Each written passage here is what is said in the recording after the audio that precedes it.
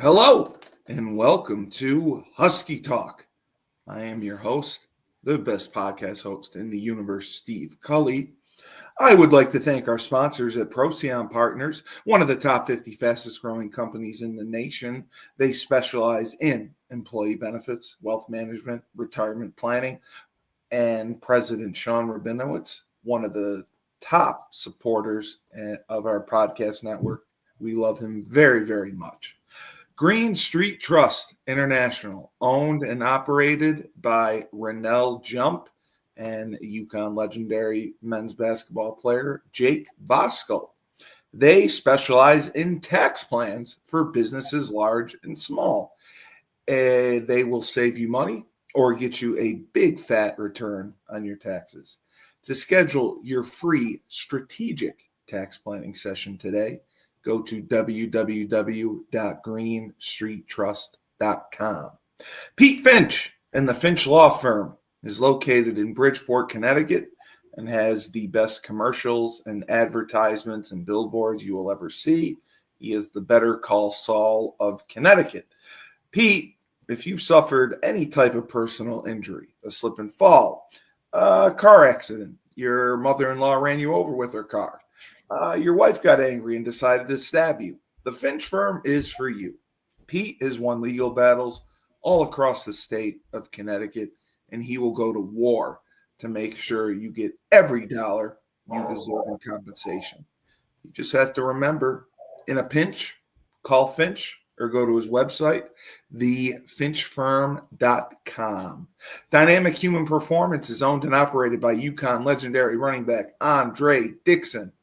He trains boys and girls of all ages, all sports. He has a boot camp program 7 days a week, 6 a.m. You want to get in shape, you go to Andre. He has an athletic development program where he trains boys and girls from the ground up in the sport of their choice, helps them to be the best they can possibly be, reach their full potential. Andre has sent boys and girls to college on scholarship for all different types of sports. He has a 5,000 square foot state-of-the-art facility in Hartford, Connecticut. To work with the best, go to www.dynamichumanperformance.com. Down south, we have Julius Williams and the Trench Mob. Julius is in Decatur, Georgia. He trains offensive and defensive linemen. They go to 5-versus-5 tournaments and college showcase camps. Proud to say they were undefeated last year at every tournament they attended, and every college showcase camp they went to, a member of the Trench Mob was offered a full scholarship. Julius and his team have sent kids to places like Florida, Florida State, Miami, Tennessee, Clemson, Georgia, Alabama, just to name a few. So if you are a lineman and you want to work with the best, all you have to do is go to www.battleofthetrenches.com.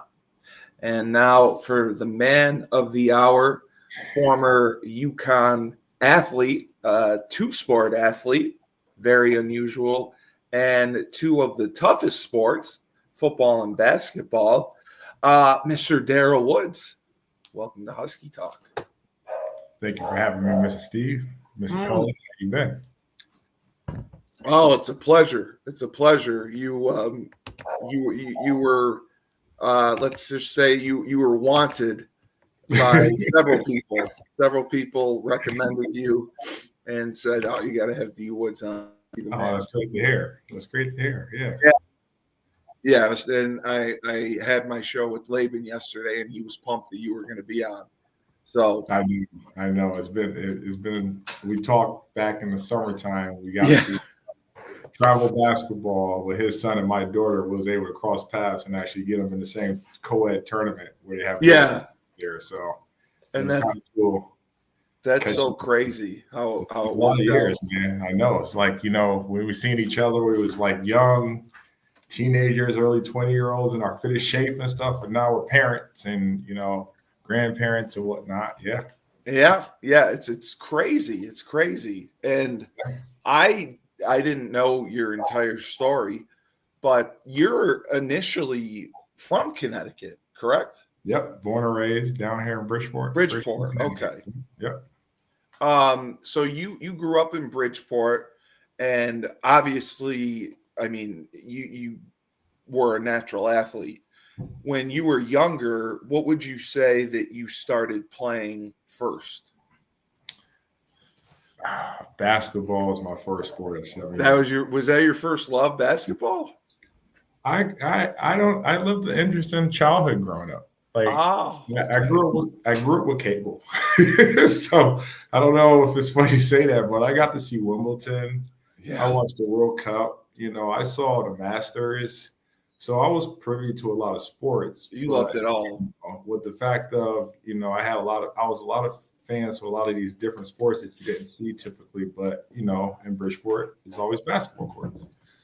Yeah, You know, absolutely. that's the one thing that they had. And I'm happy that it happened. I'm not going to say I wouldn't change anything, no. But it's a good thing that I was able to just keep playing.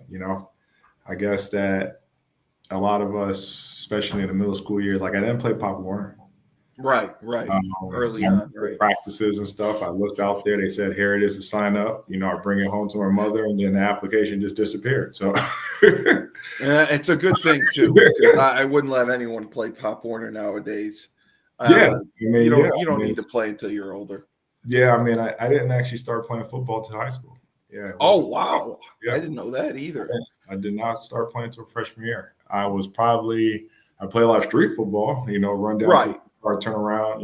Watch out, here comes a car, get out the way. But I think a lot of times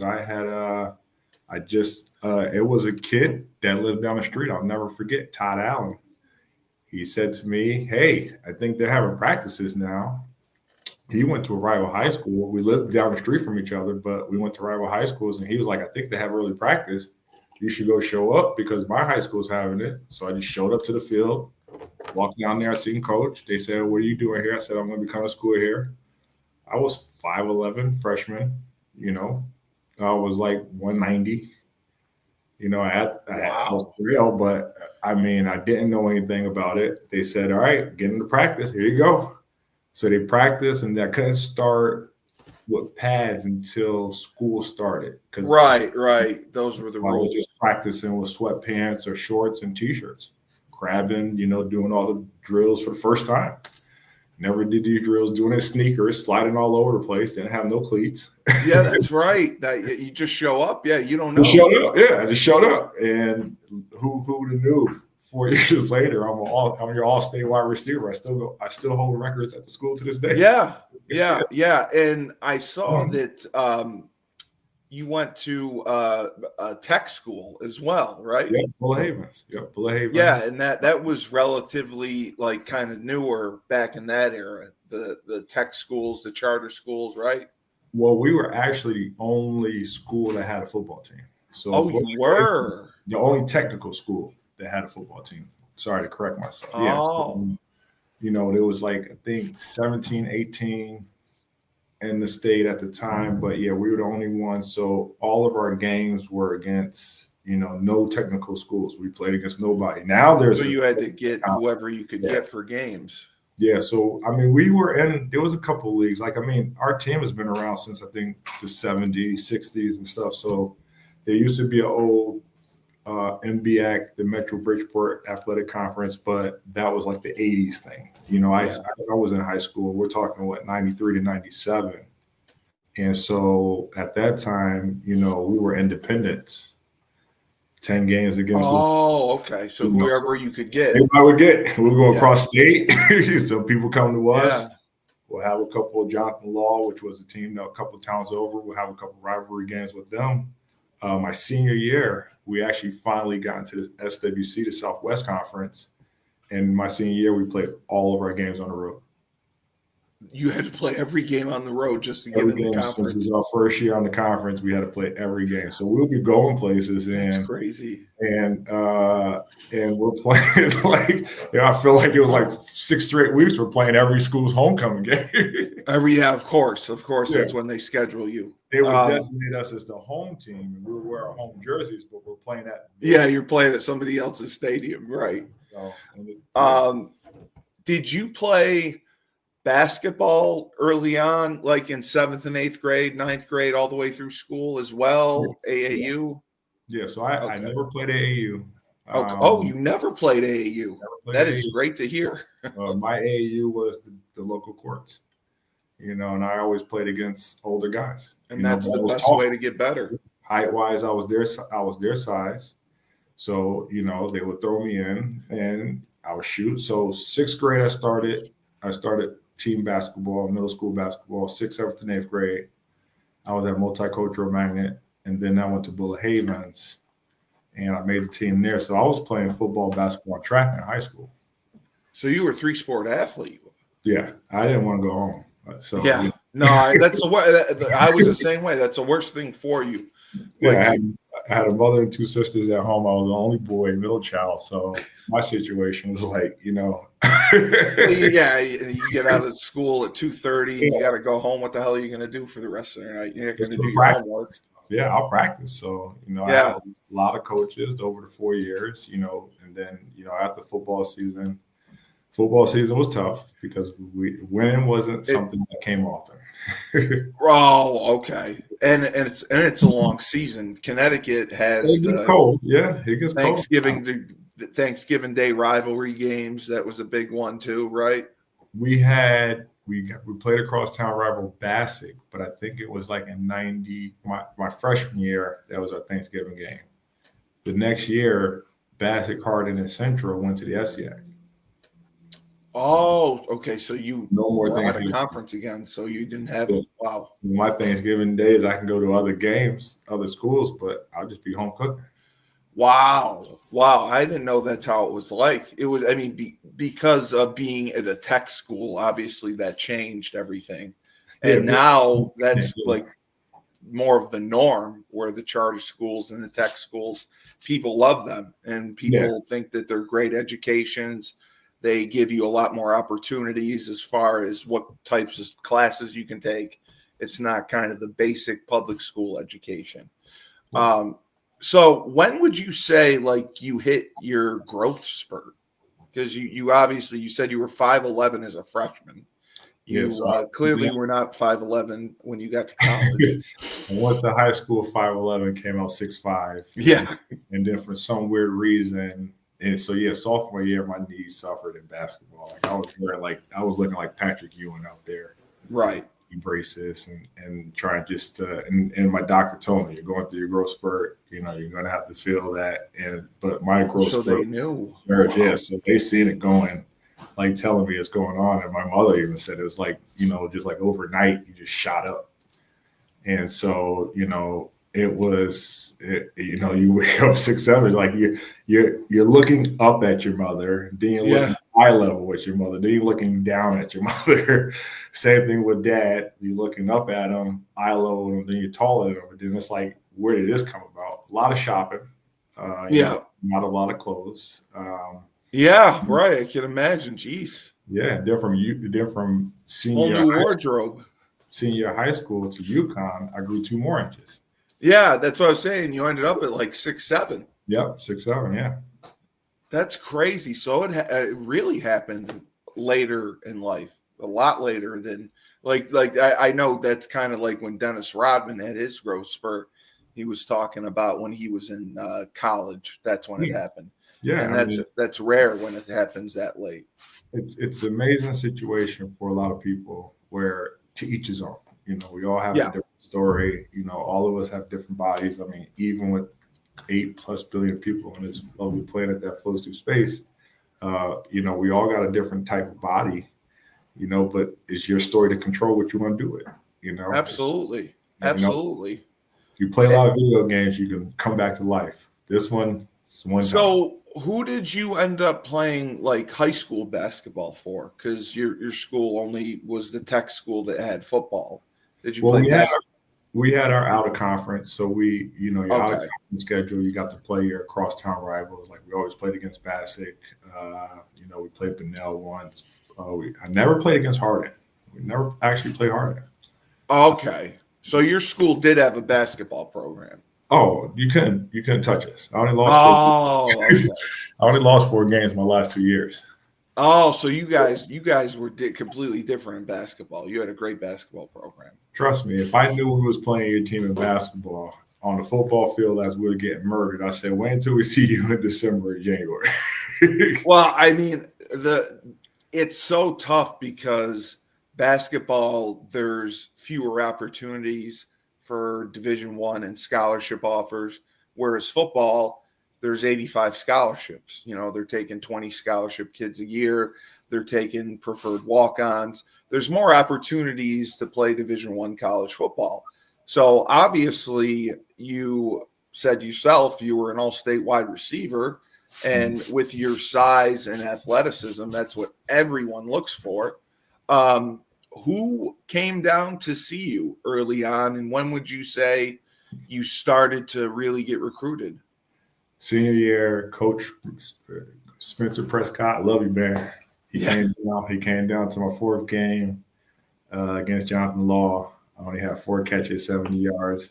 With that. They in the year before I torched them, so they was like, double, triple teaming me. Right. This is when we had the great Skip Holtz coaching us, and he came down and he said, "I seen how you play. You play really good and stuff. They seen some things, and I got to go up in December for my recruitment trip." And so, was that like your official visit? You went in December? I took my official visit in December during finals. Yeah, so I went to a college during finals. It was crickets. Yeah, I know that's the worst. It's the worst time to bring people on because there's nothing to do. It's crazy that they did that. But no, I mean, they obviously liked you because they wanted to get you up there early. Yeah, I mean, it was great to see it from that perspective, though. And I mean, to go to a school, if you're saying you want to go to school X for party reasons, I mean, enjoy yourself, but you're there for education. You got to understand what the big picture is and stuff. So to be there and understand, like, hey, these people focus, these kids are focused and stuff, it was great. There was a lot of local schools that recruited me, like Sacred Heart, More Fearful program, Wagner College, Drexel. There was places that were sending me letters and stuff to go. But at that time, I had my son at 16 years old. Right. So you had to stay closer to home. It was to stay in state. Yeah, I wanted to stay in state. And it's funny. A lot of us never knew where UConn was relatively. I always hear that. Yeah, we did not know. And then where it was located. I can tell you right now, when I took my recruitment trip, we went to the hotel and we ended up. For me, I can tell you this: it looked like we was on a highway. Got off the highway, darkness, and there's nothing. There's fucking nothing, and then all of a sudden, there's this college campus. Same exact thing. Same exact thing. I remember that as well. Oh, like, man, where the hell are we going? Amazing. It was amazing. It was, but you get to campus, and I got to go. Murray Clayton hosted me. So, I got to go around with him and stuff, and he showed me around. I got starstruck one time. That's okay. That's what the visit's for. I'll tell him myself. Yeah, I'll tell him myself. The only time I'm going to say, this is the only time I got starstruck. And it's funny because we seen each other this summer at one of my daughter's travel tournaments in Keisha Sales. And Rita Williams, we got to go to their dorm room and stuff. So, mind you, I'm a basketball guy who didn't see women's basketball, UConn women's basketball. Of course, yeah. Danielle Marshall and everybody else, Travis Knight. Like, I was hooked. And so, next thing you know it, I'm in their room and I'm just sitting here like, I just seen these ladies on TV. Like, I'm in it. What? It was like, all right, do you want to go? I was like, we got to go right now. You sure we can't? I don't want to stay a little bit more. All right. And sure enough, and when I came on campus, McMahon, she was eating that next year. And I was like, hey, what's up? And she's like, oh, you came. What's up? What's good? And, we've known each other for the funniest reasons like that and stuff. So, what would you say sold you on coming to UConn? And like, did they tell you a plan of how they wanted to use you on offense? Did they want you to be a receiver, or did they say we were most likely going to try to make you into a tight end? All right, now this is where the story gets tricky, and this is where people's heads get blown. I wasn't offered a scholarship. Oh, they brought you up and they didn't offer you. Yep, I sat down. So they bring you up Friday, Saturday. Saturday, you go around and do your stuff and all that, parents and all that, and then you meet with the coach, right? Morning, that's when you meet with the coach, and he sat me down in the little restaurant at the hotel that my parents were staying at and stuff. We were staying on campus, and he was like, "You're a wide receiver." He was like, he's like, you're a wide receiver and stuff. And, they got other people. So, I had to get my first heart broken. So, you're sulking, like, how do you make this happen? Well, like a week later, I get an academic scholarship to UConn. Oh, that's what they did. Okay. So I graduated. So in high school, I graduated third in my class. I was class president 4 years. I'm a nerd. People don't realize that, and so I got offered a scholarship. And you were class president. All right. Yeah. So, I was able to return it back around, Yeah. Wagner College, all those guys, I was like, well, let me see. Then I kind of like put all my eggs in one basket, it was kind of like UConn. And it was like, a lot of people was like, what if that fell through? I was like, I really didn't have another plan. I seen them on TV, grew up. This is State U. Yeah. I mean, it was everyone's dream. Everyone wanted to go there. Craziest thing about it was that starstruck with Nikisha Sales, but when I first met Jim Calhoun and when I made the team, like I wasn't starstruck. Like I felt like I belonged. So right. So it's kind of like you seen this man on TV from all those years. All the coaches, Coach Hobbs and everything. It was like we had some great men. Coach Moore and all of them. Yeah. He's back and all that. He's back there. Yep. So it's kind of like this whole nice circle that happens. This is the family that we're in. Yeah. So you came in as a freshman, and Skip Holtz, he's the head coach, and everyone that I've talked to had stressed about the culture at UConn, and it was welcoming. Everyone got along, wasn't too cliquey, and like all the athletes hung out together. All the athletes supported each other. Would you say that to be true? Yeah, no, I think that I think my brethren would tell you that the one word was the Berkshires. Like I was the first. My year was the first group to go there. First year to go up there. So we got to go up there. It was softball game first day. Yeah, that's what I heard. The softball game. Everyone talks about 2 days. It was 8 days. 8 days. That's a breeze. Yeah. Next year, 14 days. What? Yeah, that was 2 years. Oh man, and I'll tell you, even with that guy, the guy that came out. Yeah. No, it was a little too much. Yeah. It was a little. No, I mean, in terms of going, at Bullet Havens, I played 4 years with the same pair of cleats, and it was molds. We never had our ankles taped. Never played. No, I know. That's crazy. It was like Bad News Bears football. So yeah, I love it, and I'll never change it. But like when I got to go to UConn and play football up there, we got to tape our ankles before every practice. Knee braces. What? We put these knee braces. Okay. Yeah. I can get some gloves. What? Yeah. The first time home game Northeastern, getting that jersey, seeing the sewn in letters and everything, and it was under the lights.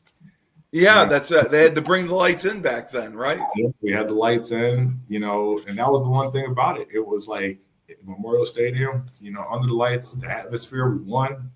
It was an amazing experience. And it was like, you just get happy that all the stuff that you did, culmination up to that first game. It was an amazing, lovely experience that you just get to love. And you can see, even this many years later, I don't forget about it. I feel like I'm there now. And did you come in and did they put you at wide receiver right away? Yeah, so as a wide receiver, I came out, I was long and lanky. But, a lot of us, you're going to gain some weight in college, weight you eat, your eating schedule and stuff. So, I was gaining some of that weight. And, we had other guys. There's a lot of other guys on the team. So the tight end coach was always trying to get me to come on over. And I was like, no, no. I want to stay in with the receivers and everything. And the craziest thing, every year, I would pull the paperwork. I seen it. I had the best catch percentage on the team every year coming out of preseason camp. So, every time you were throwing the ball 7-on-7 team, you were catching the ball. Everything, let's get it. And I didn't know it was countless. I just happened to see a paper one time, and I was like, "What's this?" It was like, "This is y'all numbers, huh?" And it was like, it's something where you don't want to think about. You just want to do your job. Get out there, make it happen. And if Holtz would have stayed one more year, I was going to get a scholarship. Yeah, he would have put you on. And Coach Rapone had actually told me. The lovely Coach Rapone was down at Tampa Bay. Yes. He had actually said it because I had a bad practice. I don't know what was on. College is college and stuff. And, every day you try to strive your best, but you just had a bad day. He was sick. He just it slipped out in his way of angrily expressing his feelings of love for you. So, now at that time, I wanted to get it right. But freshman year, I had a knee injury. I was on after our fourth game. Jumped up, landed funny, so I had tore my meniscus in my left knee. Oh, that's a pain. Yeah, freshman, so they repaired it. They reattached it. Okay. They reattached it with disintegrative sutures and stuff. So I had to be on crutches for 10 weeks. So I was out for the rest of the season. Yeah. So my freshman year was like 4 games. Right. And then the 98 season obviously is the best year season. Oh man. UConn history. Yeah. It's like one of the all the time for the purists that, followed us from then and I can talk about from then till now. Like for everything to line up the way it did, the centennial season and stuff. And I mean, unfortunately, we stumbled against Georgia Southern, but it was right there. Oh my goodness. Oh, I know. And you beat the national champions twice. Yeah. How funny is that? Because I was being recruited. I was at both games, which was even crazier. I was there for UConn as a UConn recruit. And then I went to UMass being recruited by UMass. And the UConn coaches talked to me more than the UMass coaches did. It was just crazy. You start to understand everybody, like your recruiting story, man. It's like and you start to see when they're not sitting in your house trying to butter you up, when you start to see what the reality becomes, or when they're trying to play you against 1 or 2 other guys or whatnot, these situations that, you're dealing with kids. They know how to mind fuck you. Yeah. They would stroke that ego and have you feel like you're going to be coming in, starting at your position, taking everything over and stuff. And trust me, I got my first day in practice, man, when I thought who I thought was like the D tackles and stuff, I thought the safeties, and they saying everybody was just bigger than what I thought they were. Oh, I know. I know. When you see that. Yeah. The only thing I had was height against everybody. But other than that, they had the size on. And funniest thing about it, this is something people don't know. I've only lifted 4 times in high school in the weight room. Right. I can imagine because I only lifted 4. So when I got to college and we get in the workout, lifting weights, and we're actually going from nothing to something serious. Oh man, we had Coach Hillman, Coach Hillman and stuff. He was a great man, and his program was effective. But this is where you start to put on that muscle mass, and this is where the weight gain started coming. So, after freshman year, they moved me to tight end, and then sophomore, junior year, my last 2 years on the team, I was playing tight end. Did they give you an option, or they basically said you're playing tight end? Yeah, now you're going tight end. You had an academic scholarship on the team. You go to tight end and stuff. Yeah. Well, with your size, nowadays that's something everyone looks for a receiver. Yeah. Like it was like I was 6'7", hovering around 230, trying to gain weight, and I felt like it was, but I was working out. So this is where you get to that point where it's not going to come out as fast as you want, but you just got to stick with it, and it would have still came and stuff. And it was just steady holding there. I wish I was like 15 pounds of more muscle, but who wouldn't want 15 more pounds of muscle on their bodies and whatnot? So, we got through it, but we had some great guys ahead of us. We had brought in, we had Dan Degnan, then they had brought in Drayton. Rashad came, yep. And then Rashad Drayton came in from Wisconsin and stuff. So, yeah. In that part of the position is that, you think you're coming back into one position, but then you understand, hey, this guy transferred over here for these reasons. He wants to be closer to home. Can't fault the man, and then we ended up being, together in there. But then, your position on the depth chart gets affected, but he has skills. Don't get me wrong. He has skills. He got to Wisconsin and he has some skill sets and stuff. So, that man earned his rights. And I'll sit there and say he was more home. I had the rawness. I started to understand as I got in and the different coaches that I had, what techniques I had to start to include to become a better player. And that's what it did. But at that time where guys already had it and they was able to show it, I'm learning it and trying to execute. Yes, exactly. And tight end, I coach tight ends. I think it's probably one of the most difficult positions to play on offense because you're expected to block like a tackle and you got to run routes like a receiver. Blocking was my Achilles heel. Well, it's not easy. You're getting matched up. Chad Cook, Ron Gamble, those guys. Oh, yeah. They're not easy to block. It's so funny how they'll smile with you in practice, and there's like two sides to a defensive player. They just turn that switch on. It's like, in the locker room, hey guys, how you doing? And then next thing you know it, Rich Gamble, man, nice with his glasses on, nice guy. You would think he was a professor. Put the helmet on his butt, get out of his way. No, I don't want to be in Chad Cook's way, but down that line, you're gonna have to be in these guys' ways and stuff. Like, I just want to run a pass better. When did you you wanted to play basketball? When did you decide that you were going to try to play basketball? I was in the basketball office my freshman year. Yo, you did go right in. I was around. Man, hey, how you doing, coach? How you doing? And then I got hurt. Oh, that's right. So we had to shelve that. And so freshman year came around, sophomore year came around. And then after sophomore year, this is when Coach Holtz left us for greener pastures. Right. We was caught up in that limbo of the 1A, 1AA situation, and he was thinking that he was going to be able to get us there. It was just a couple more years later, but hey, they're in it now. Coaches, they want now.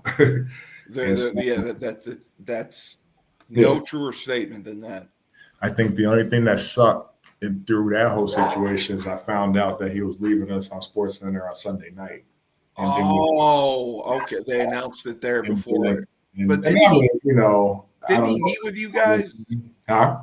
Did he meet with you guys and tell you? Yeah, he met with us the next day. Which I give him credit for. Yeah. So it's like, he tried to get ahead of it. I think the time has sucked, but he could have been signing contracts for all we know. And he was coming back here, which now you see how other coaches acted. That, it was their choice by that time. So at least he came back. He talked to us, let us know like this is what's going on. I'm leaving. Coach Snow became the interim coach. So at that time, we don't have no coach. So yeah, no, I know. Hey, let me go talk to the basketball coaches. So I went to talk to Coach Moore again. He was like, hey, I remember you from before. Hey, you're in shape. We can use you. And so you just got to get your football coach's permission. That's what he said to me. Which is true. I'm in Coach Snow's office like that day. Yeah. Coach Snow. Basketball team. I can get on the team. He said, you just got to tell it, okay. I don't really want to make that decision. Let's wait until the new coach gets here. Yeah, because he couldn't. That's right. I was like, had I had known, when I look back at it, as an academic scholarship person, I could have made my own decision. Yeah, you could have done what you wanted. Absolutely. But, we get to this, they hire Edsel. Yeah. We put him on. I'm in his office the next day. Hey, Coach Edsel, how you doing? My name is Darryl Woods. I'm on the football team. Told him the same spiel like I told Coach Snow. Hey, basketball team can use me. They said I can be on the team. I just need your okay. No, I want you to focus on He football. took about 2.2 seconds and said no. No, said no. That was the 99 season. Yeah. I watched, happy that it happened. Coach Calhoun got his first one.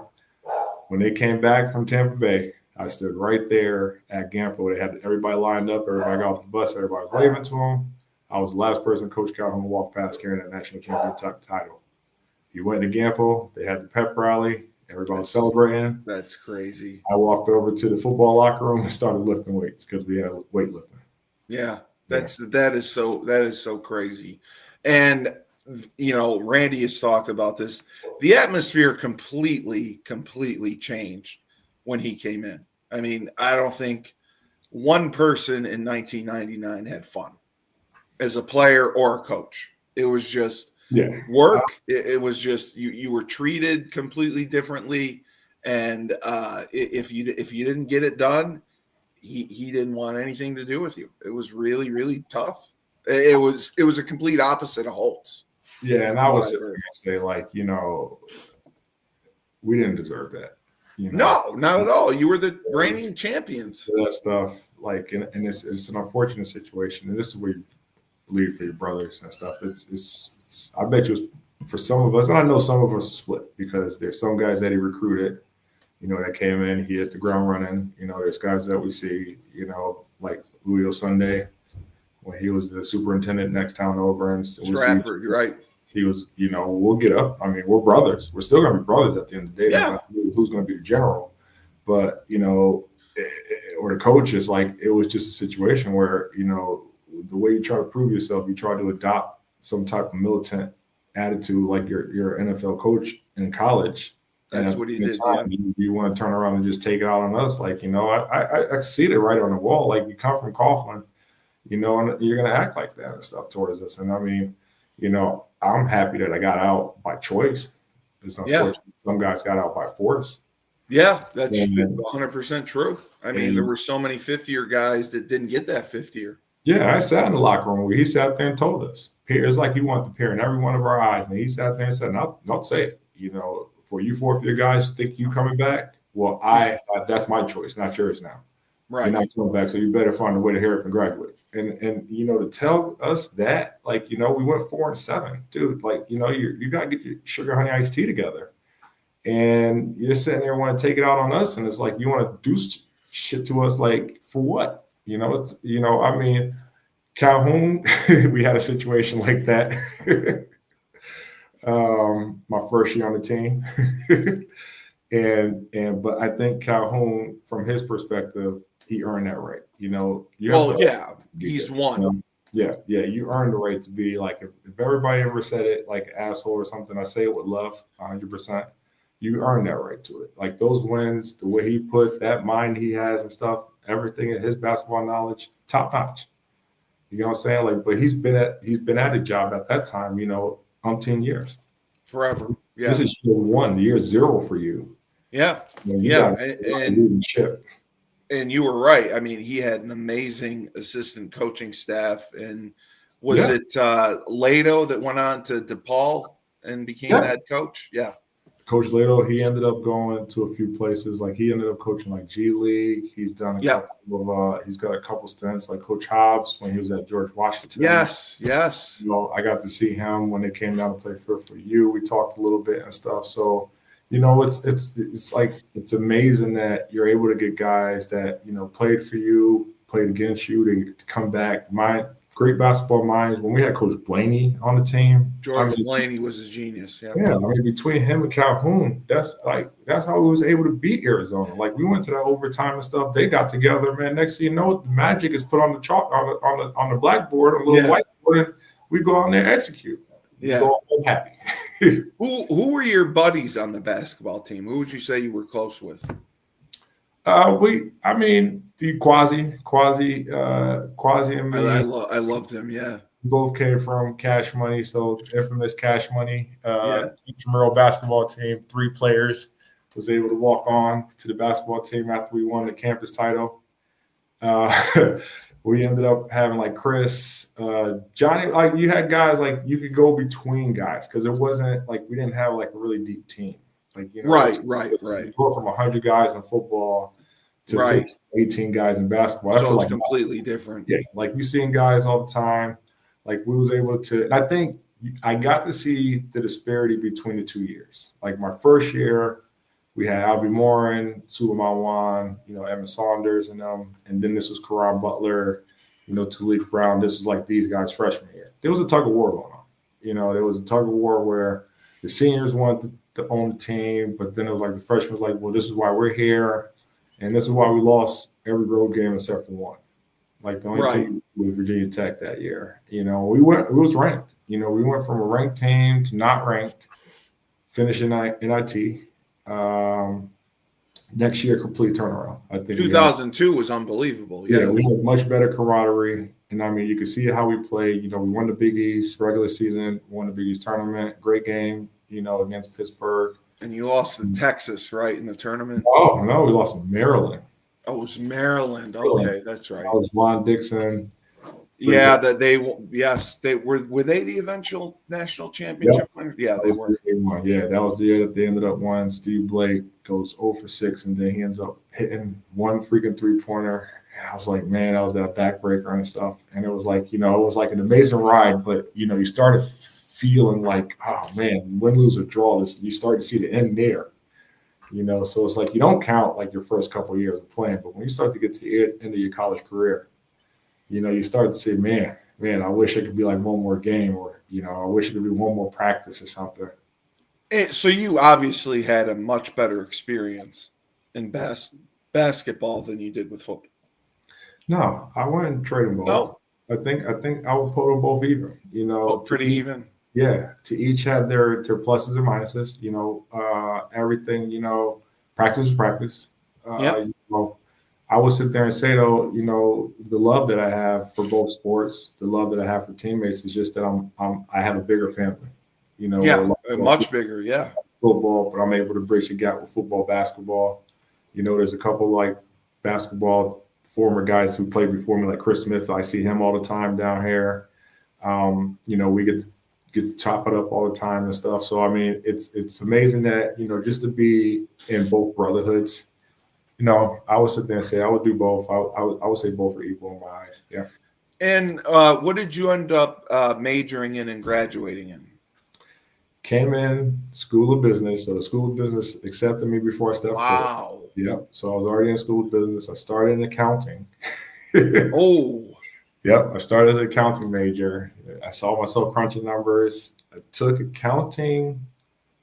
I had my first 2 accounting classes, and I gave it up. Yeah. I can't see you. Yeah. There was nothing wrong with the work. Don't get me wrong. It wasn't the work. I just had my teacher was your atypical. He looked like Michael Douglas in that movie where that guy that snapped. Oh my God. Black tie, white button down, pocket protector, short sleeve button down, black pants. Yeah. I daydreamed in his class one day, and I just saw myself being him, dressed the same. Yeah. No, can't do this. Myself dressed the same. We can't do this. Yeah. So I transferred over and went to marketing. My first marketing teacher, she had me hooked. She was like, she was talking about how she was on the planning committee or the survey committee for Easy Pass. She was talking about they had to make over like 10 million calls to ask people, is it something that they would like to have? Yeah. She talked about Ferrari. That was huge. Yeah. She talked about like a great Ferrari story. And I was like, you know what? This is me, so it's always been, it was a great experience. She had me hooked from the first class, and I was like, yeah, this is where I need to be at and stuff. Yep. So you ended up as a marketing major. That's what you graduated at. What did you start doing after college? So afterwards, went to work my summer jobs at last year, and then I had dreads. So this is actually 2.0. This is hair 2.0. I had my dreads, and then January 22nd, 2002, I had to cut them. I just made the decision. I had to cut them. Yeah. I was 0 for 5 in job interviews, and I was like, you know what? I don't want to be 0 for 6. So you did it. Wow. Cut my hair like that, sat there and just took some scissors and just started going to town. I still have them to this day, saved in a Ziploc bag. They're tucked away somewhere in the garage. But Then I, like that weekend, the job I was working, they offered me a full-time position. I was like, you got to be kidding me. So, yeah, so I was working as one of the stand managers at the ballpark, and, they said, you want to be warehouse manager, it's full-time, benefits and everything. I said, sure. And so they put me there. I worked down there 5 years. It was great. My commute was, downtown, Yeah, right there. It's great. So worked there and did that for a couple of years. And more so I moved into what I was supposed to be doing in sales. Yeah. Yeah, you're born sales. Absolutely. Yeah. I mean, it's great if you believe in what you sell. You have to. And I do sales as well. And I believe that you really have to just sell yourself. Yeah. The product is secondary. Yeah. If you get them to like you, you can sell anything. Exactly. And a lot of those fundamental sale tactics, you'll be surprised at how many people let them go by the wayside. And, they start, and a lot of times it's a competitive environment. I always get into it's incredibly competitive. Yeah. Who's ranked where? And let me do what I got to do to get to the top. It's all the metrics. Yeah. 100%. Yeah. So I do sales. I'm also a business owner. I'm also a landlord. So I always keep my hands busy. So you got a nice little portfolio. You got some property. You got your business. Yeah. That's great. That's great. And your daughter is it your daughter that's the really good basketball player now? Yeah. My daughter Sydney. She's 5'11". Yeah. We've been playing since she could dribble. She had a basketball in the crib since she was a little baby and stuff. The height finally came. She's taller than my son. So she got the height and she's able to use the skills. So, we got her playing, but she found out dad plays 3 sports. So she said, hold my water. And now she plays 3 sports in high school. So she's doing volleyball, basketball, and tennis. Yep. Oh, okay. So yeah, Laban's daughter also does volleyball. Yeah. And she likes tennis as well. Man, I took her out. So she first talked about playing tennis. I have some from watching Wimbledon. I have some fundamental understanding of the game. So I took her out. We have down at the other end, we have a park with some tennis courts. We go play. I was beating her 6'9" and 6'9". She went to a couple practices. Man, I'm winning. She's beating me 6'2". We can't play 2 sets. The knee's too old. But, she's getting me 6'2", 6'3", 6'1". I told her she ain't going to be able to shut me out. But, yeah, her athleticism allowed her to be the 3rd ranked player. They rank them 10 girls on the team, and the top 10 can go play. And she's ranked number 3rd on the team, and it's her first year playing. Oh, my God. Wow. So her athleticism allowed her to get, where she made varsity. So she made varsity basketball freshman year, varsity tennis, JV volleyball. But she was able to skip freshman teams for all of them. Her athleticism got her on volleyball. She just finished her 2nd season, way much improvement. So, she has a lot on her plate too, but she loves it. She enjoys it. That's what I want her to make sure she do. This is not a business.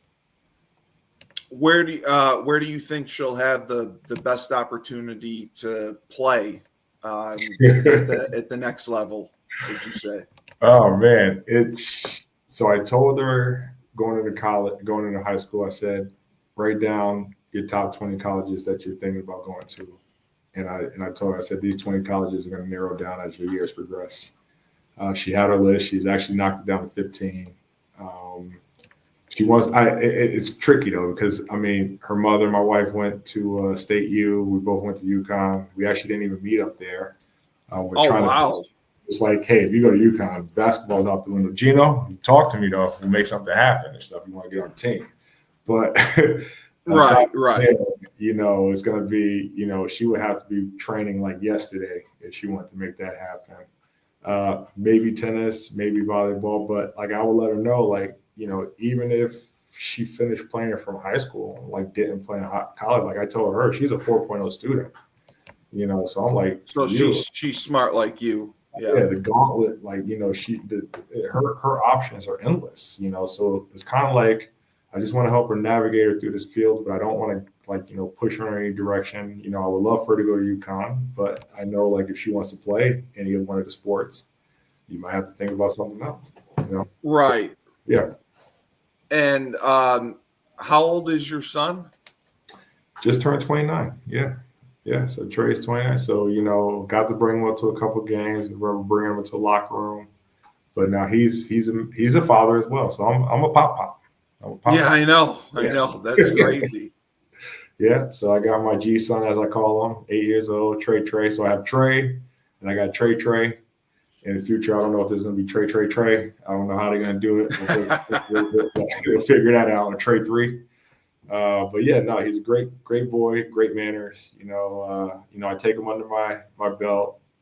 He hasn't really seen, like, I took him up to the bowl game, so I brought both of them up to Boston last year to go see the bowl game up at Fenway. So he's got his first taste. I want to see, get him, but he's not really athletic. These kids, they want to get in their phones and stuff.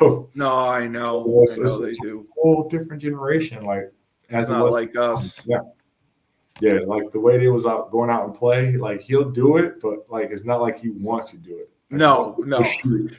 He'll do it, but he's like, like let's watch some Japanese animation or something, pop. And I'm like, all right, so let's do it. But he's great. And then you also got into dog breeding and built a successful business there as well. Yeah, it's pretty known. Yeah, it's a pretty good website. dwoodskennels.com. Yeah, we'll put that in the notes so people can have it. That's great. Yeah, it's a nice little thing that 2020. This was something that helped me get me through 2020. Right. Everybody's decision was, let's have kids, or let's have kids, or let's have dogs. Yeah, let's have dogs. You're right. Like I already got a grandson, so I don't think I want to do that backwards and stuff. So I was like, I don't think I want my nephew taking his aunt or his uncle out. So they ended up, I got 2 dogs. Maybe they need another dog. Maybe we need another dog, and then I got a 5th dog and stuff. And I got cut off at 5. 6, I could do 6, but no, I got cut off at 5. So, I'm managing with them and stuff, and it's great. One of my dogs, I ended up sending him to Wyoming, Prince. So all my dogs are named after Black singers. So I like that. Yeah, so I started off with Prince and Apollonia. Then we got Shaka. We got Shaka Khan. We got Teddy P. Then we got Mary J. B. And then Prince went to Wyoming, and then Apollonia and Teddy P had Quincy J. Quincy. So, if you was my next door neighbor, if I got to call him in the house, like, yeah, I think my neighbors laugh every time I'm saying like Shaka Khan, or saying like, Quincy or somebody, Teddy P, get in the house or something. Yeah, it's kind of hilarious. That is great. That is great. I mean, what an incredible story. I mean, from football in a charter school, and you're playing on the road, and you end up at UConn, which was your dream, and getting involved in basketball, being a part of that. 2 of the toughest sports to play in college. There's not many people who can pull off being able to do both. Yeah, but our boy Leighton Marsh, he did both. He did football and track. No, I know, but I mean, he did, but track. But still, I mean, football and basketball at the college level, the Division I college level, that is not easy. So you were able to do that, and you were an academic guy. You were on an academic scholarship, which I didn't know, which is even more impressive. So you were able to still do well in school, do marketing, and it paid off. And now, you're still down in Bridgeport. You still support UConn, and you have a wonderful family. You have wonderful, and you've done really well for yourself. Yeah, I always tell everybody, you got to keep climbing that mountain. I always Yeah, you always got to push it out. I try to make sure that I want to say I don't want to be 2 bad decisions away from being flat on my booty. That's a great that is a great motto right there. Because you're right. You just got to try to, and I don't know if it's because I'm G level now. I am fortunate enough to have my grandmother and grandson alive at the same time. No, I think that makes a big difference. I think having the family that you have, big family like that, and having the kids, the grandkids, that makes a big difference. That makes a big difference. That adds such fulfillment to your life. Well, I mean, if you want your socks blown off, I didn't find out about my father until like 6 years ago. Oh, I did not know that. Okay. Yeah. Wow. So from I'm one of those ancestry.com 23. You did that. Okay. Yeah. So I've always wanted to do that. Yeah. I say do it. Back in the days, trust me, you can be all over the town.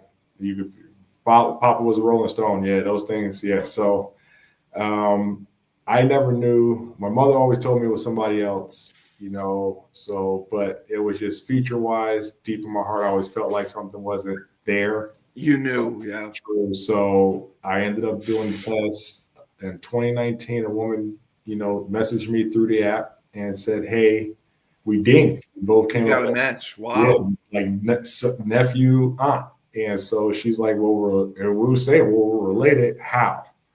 So I'm thinking my mother, my mother's side, and she's like, "No." She's like, "You look like my brother." And I was like, "Well, who's your brother's name?" And I was like, and she tells me his name, and next thing you know, I'm like, "Well, no." My mother always said it was this other person. Like, we never did DNA tests or anything. So no, right. And come to find out, it was her brother.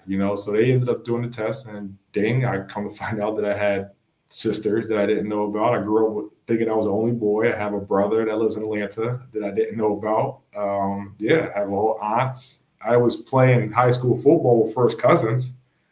That's amazing. Yeah. So when they finally had a family get together, I was seeing everybody and I was like, what? So It's amazing where, we're still trying to, build bridges now. Yeah. I went to my first family reunion this year. They had it in Connecticut. So, and it's like, 6 years later from finding out, I'm going to the first family reunion because it was a lot to process. Of course it is. Absolutely. It's a lot to, you don't just jump. It's a lot to take in. Yeah. It started with my two sisters that I didn't know about. And, we went out a couple of times, hung out, got to talk, a lot of talking. A lot of time you're going to spend just trying to put stories together, understand some things. And, it just came out of such that, we came to this day that, like I said, we're going to probably spend our first Thanksgiving together this year, 6 years later. Yeah. Yeah, but I mean that's phenomenal, and I think that your own kids and your grandkids, that's something that they'll appreciate, and that's something that they will remember, and it strengthens your own family. I think that's great. You start to understand, people could understand, hey, blonde hair, your eyes, who are you, where you come from, and I was like, I didn't know, but now I know. 26% Irish. I'm 70% African, so come to find out the Woods last name is an Irish last name. I've done right. I've done this genealogy. I've done the family tree. I've put almost over 250 people in my family tree building it, and I come to find out every woman in my family have had 2 marriages. All the ladies, all the old ladies. So John Woods. That's how we got the Woods last name. Okay. Yeah, my last name would have been God. That's a cool story. Holy crap. But it's amazing how you start to find out, how do I become me? How do I? It tells you your journey. Yeah. It really does. It's amazing. It is. I'm so happy that happened for you. But I wanted to thank you for coming on Husky Talk. You were phenomenal. Oh no!